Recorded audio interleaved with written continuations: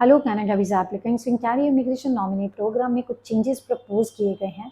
No doubt अभी तक ये प्रपोज लेजिस्लेशन है, लेकिन अगर ये इम्प्लीमेंट हो जाता है, इनएक्ट हो जाता है, लॉ बन जाता है, तो डेफिनेटली कहीं ना कहीं जो OINP के द्वारा PR एस्पायरेंट्स हैं उनको इम्पैक्ट पड़ेगा। आज के वीडियो में इसी के बारे में जानेंगे क्या एस्पायरेंट्स आपको तैयारी करनी है, ताकि अगर आप OINP में अपनी फाइल लगाते हैं तो आपके लिए प्रॉब्लम्स ना हो। लेकिन कहीं ना कहीं ये किस तरीके से फ़ायदा करेगा उन कार्य को, वो भी डिस्कस करेंगे।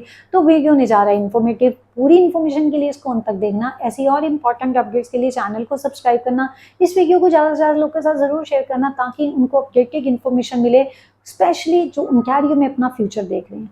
और बात भी ठीक है, क्योंकि ओंटारियो सिर्फ कुछ एरियाज नहीं, पूरे वर्ल्ड से, चाहे इंटरनेशनल स्टूडेंट्स हों या फॉरेन वर्कर्स हों या PR एस्पायरेंट्स हो, सबको अपनी तरफ अट्रैक्ट करता है। अगर इनसाइड कनाडा भी देखा जाए ना, as compare to other provinces, quota सबसे ज़्यादा इंटरनेशनल स्टूडेंट्स हो, फॉरेन वर्कर्स हो, PR वाले हों, as compare to other provinces Ontario सबसे ज़्यादा कोटा लेता है और बाजी मार लेता है। तो इसीलिए इसके बारे में जानना बहुत ज़रूरी है। अगर आप यही इन्फॉर्मेशन ब्रीफ में चाहते हैं तो मेरे को इंस्टाग्राम में फॉलो कर सकते हैं।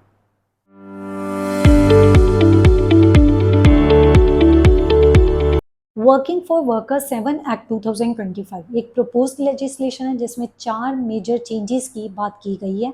वो 4 चेंजेस डिस्कस करने से पहले आपको OINP के बारे में थोड़ी ब्रीफ समरी देने जा रही हूँ, ब्रीफ में इंफॉर्मेशन देने जा रही हूँ। OINP में 9 स्ट्रीम्स होते हैं जिसमें आप अप्लाई कर सकते हैं एक्सप्रेशन ऑफ इंटरेस्ट के द्वारा, क्योंकि जब आपका इंटरेस्ट होता है ओंटारियो में अप्लाई करने के लिए तो वहाँ पर OINP के अंतर्गत आपका प्रोफाइल जो है रिकॉग्नाइज किया जाता है। अगर वो एलिजिबल है तो डेफिनेटली आपको IK आ जाता है। उसके बाद जो भी डॉक्यूमेंट्स की रिक्वायरमेंट होती है वो आप सबमिट करवाते हैं, आपको नॉमिनेशन आ जाता है, फिर IRCC आपके प्रोफाइल का फाइनल डिसीजन लेती है। अगर इसी के साथ आपने वहाँ से मास्टर किया है या PhD किया है तो आप मास्टर ग्रेजुएट स्ट्रीम में अप्लाई कर सकते हैं, PhD ग्रेजुएट स्ट्रीम में अप्लाई कर सकते हैं। इसके लिए आपको जॉब ऑफर की जरूरत भी नहीं पड़ती। एक्सप्रेस एंट्री के द्वारा भी आप अप्लाई कर सकते हैं। तो ये भी अलग क्राइटेरिया रहता है। इसमें भी ह्यूमन कैपिटल प्रायोरिटी स्ट्रीम आ जाता है, स्किल्ड ट्रेड स्ट्रीम आ जाता है, French speaking skilled worker stream आ जाता है। इन तीनों स्ट्रीम में भी आप अप्लाई कर सकते हैं।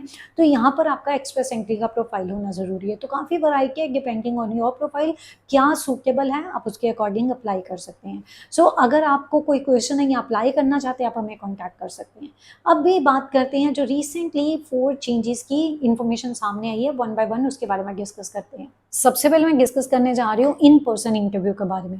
गाइस यहाँ पर प्रपोजल किया है कि ऑफिशियल्स जो हैं वो इंटरव्यू लेंगे एप्लीकेंट्स का। एप्लीकेंट स्किल्ड वर्कर में अगर जाते हैं तो उनको अपना स्किल एक्सप्लेन करना है, उनसे क्वेश्चनिंग हो सकती है। तो इससे जो ऑफिसर है उसको पता चल जाएगा इस बंदे को कितनी नॉलेज है, और जितनी क्वेश्चनिंग होगी उतनी जो बेटरमेंट है या उतनी क्लैरिटी उनको रहेगी कि बंदा वहाँ के प्रोग्राम के लिए फिट है कि नहीं, ओंटारियो की इकोनॉमी के लिए बेस्ट है कि नहीं।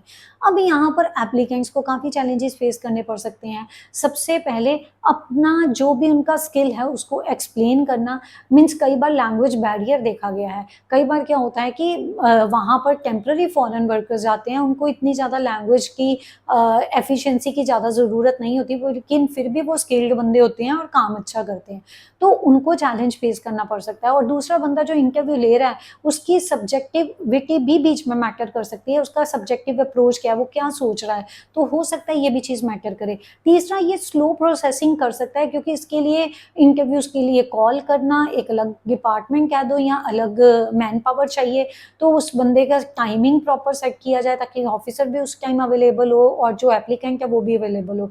तो कहीं ना कहीं हो सकता है ये स्लो प्रोसेसिंग कर दे। सेकेंड चेंज जो मैं डिस्कस करने जा रही हूँ वो flexibility to establish and remove nomination. Guys, nomination गया, अगर ओंटारियो कोई इकोनॉमी को उस बंदे की, उस स्ट्रीम की, उस स्किल की ज़रूरत नहीं है तो उसको निकाला जा सकता है, या उसमें अगर लगता है किसी स्किल वाले की, किसी स्ट्रीम की ज़्यादा ज़रूरत है, उसको ऐड ऑन किया जाता है।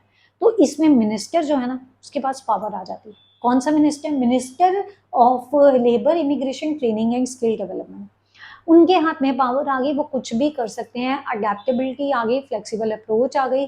तो जिनका प्रोफाइल ऐड हो गया उनकी तो बल्ले बल्ले, जिनका प्रोफाइल निकल गया वो बेचारे कल्पेंगे, उनके लिए प्रॉब्लम। तो इससे अनसर्टेनिटी आ गई, अनसर्टेनिटी एजेंट्स में भी और एप्लीकेंट्स में भी।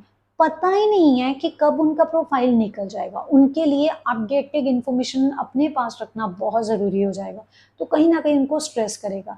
ये चीज़ें मुझे लगता है कि शॉर्ट टर्म फ़ोकस रखती हैं, लॉन्ग टर्म फ़ोकस नहीं रखती। अदरवाइज़ हम जब भी पीआर के लिए देखते हैं ना, जो डेवलप्ड कंट्रीज़ में क्या होता है कि अगर उनका स्किल किसी लिस्ट में ऐड ऑन होता है, तो ऐसे नहीं होता जब मर्ज़ी चेंज कर दीजिए भई, उसका कोई टाइम होता है। तो अगर इन केस फ्लेक्सिबिलिटी किसी टाइम पे भी चेंज करने की बात कर दें, तो कहीं न कहीं लोगों को प्रॉब्लम्स फेस करनी पड़ सकती है।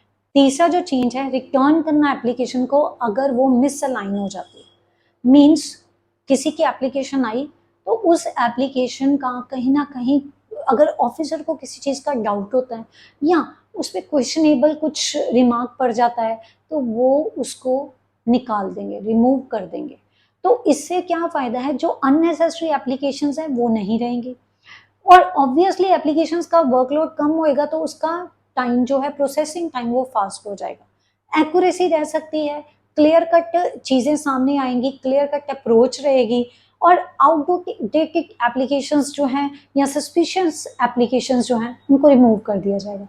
लेकिन अगेन यहाँ पर प्रॉब्लम्स फेस करनी पड़ सकती है, अनसर्टेनिटी। जैसे मैंने पहले बोला कि किसी को पता ही नहीं कब एप्लीकेशन रिमूव हो जाए, श्योरिटी तो ना रही। अगर आपने एप्लीकेशन डाली है, अपनी एप्लीकेशन फीस पे की है, आपने टाइम वेट किया है, तो कहीं पर उनको थोड़ा-सा मिसअलाइनमेंट लगती है, वो निकाल देते हैं।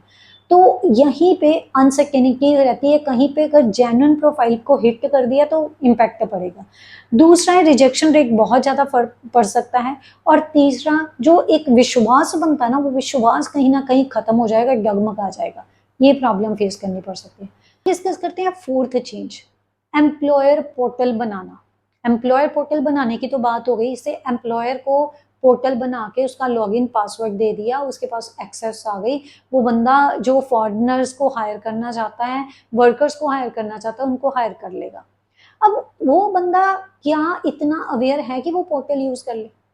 क्या टेक्नोलॉजी इतनी डेवलप्ड है कि मतलब इतना पीछे से स्ट्रॉन्ग सिस्टम है कि एम्प्लॉयज़ जब भी उसको यूज़ करे तो वो स्मूथली यूज़ हो जाए। मोस्ट ऑफ द टाइम जो इमिग्रेशन एजेंट्स होते हैं वही यूज़ करते हैं, तो जो इमिग्रेशन का काम वही करते हैं। लेकिन यहाँ पे एम्प्लॉयर को दे रहे हैं तो कहीं न कहीं technology wise advance knowledge, information उनको प्रॉपर होनी चाहिए, टेक्निकल ग्लिचेज़ ना आएँ, ये चीज़ का भी ध्यान रखना है।